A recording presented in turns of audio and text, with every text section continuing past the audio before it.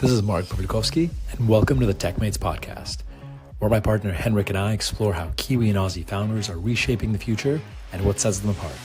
Hendrik and I have been part of successful companies in Silicon Valley and Europe, and now bring that expertise to partner with entrepreneurs in Australasia. By sharing the personal stories of successful Kiwi and Aussie founders and how they got here, we hope to inspire you to dream big. This is TechMates, bringing an outsider's perspective to the stories of those daring to disrupt down under. Let's dive in. My childhood wasn't too long ago, I guess. My 25th birthday is coming up in about a month.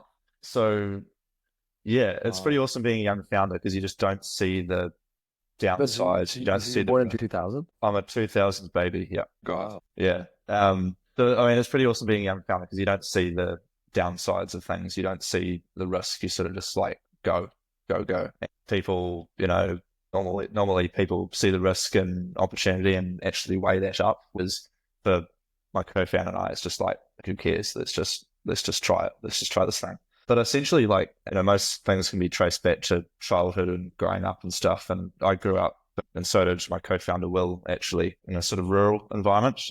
So I grew up just outside of Auckland, so New Zealand's biggest city. Grew up about an hour south into the country. Lived in a few different places, so got used to change, got used to different houses, got used to different groups of friends, got used to doing different things, different sports teams, that sort of thing. My dad's an engineer, mum's a teacher, so I guess ended up with a few of those soft skills and a few of those harder skills as well, even though I didn't turn into a very good engineer, but that's further in this story.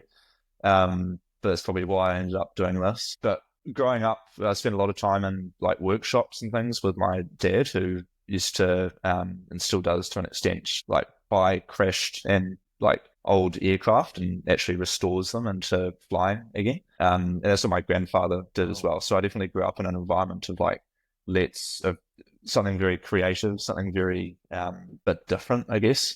And there was definitely a process there of okay, we've got this, we've got this aircraft that needs new wings, and we've managed to salvage the fuselage and got a new engine out of this. And it was always a process that I was exposed to, of taking stock of what is there and then going and building on that. And I guess similar things have been emulated, although in a very different context of what we're doing now. So lots of change growing up, lots of creativity, and free rein to just go and just do things as a kid. And because we grew up quite rural, it was a good hour to go and see my mates socially. And so you'd have to plan logistics of okay, dad finishes work at this time, mum finishes work at this time, your dad can pick me up, my mum can drop you off, sort of things. So as a kid, it was always logistics, an hour travel here, half an hour travel here. I know that. Why was that? Why wasn't the case? Why'd you live so far from everyone? I don't know. It's just, I ended up going to rural schools, and my parents living in the country away from, the noise and the just having a bit of space. It was just a lifestyle we ended up with. And then dad wanted a big shed to go and build stuff in. So fair enough, you get that in the country. So it was just a very different lifestyle. Sounds like your dad and your grandpa were kind of risk takers as well, right? It doesn't sound like the easiest job in the world to kind of rebuild old aircrafts. Yeah, well, it's funny because risk taking and the fact that you're going and rebuilding old aircraft, but then at the same time, the decision making criteria that my dad follows, for instance, and he's actually in the workshop now, which is quite funny. And he's come to visit the office and the workshop for the first time today and yesterday.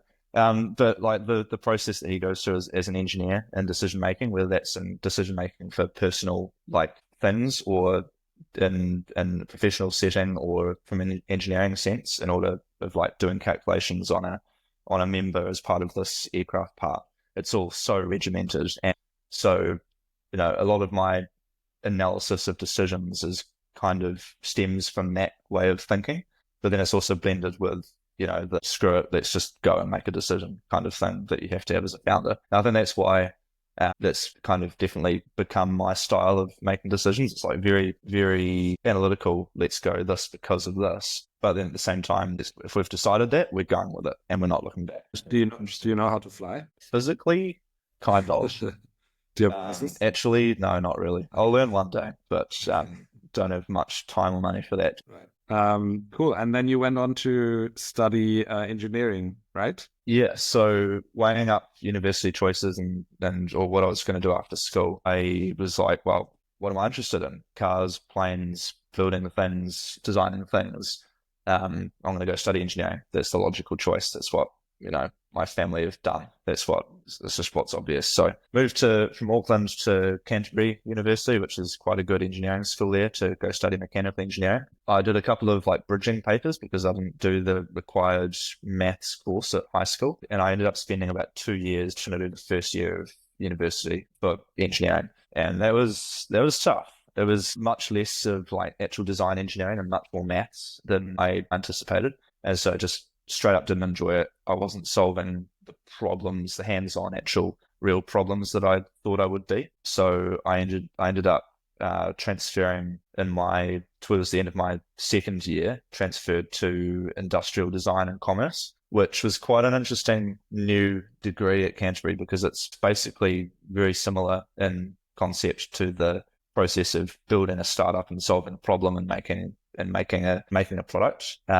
It was very centered around this is the go and explore a problem, go and hang out with the problem, go and speak to people who have the problem, and then come up with design sketches because it was all very tangible product focused. Being industrial design, it was go and come up with concept sketches as to how this person that you've identified could solve this problem with this product. And then look at manufacturing methods and techniques and looking at materials and test the product on the person who had the problem. Does it solve it? Yes. Okay. How do you put that into market, into production? If not, straight back to the drawing board kind of thing. So that was the degree that I ended up doing. Blended with commerce, which was ending up being quite handy in a sense of change management and all that kind of thing.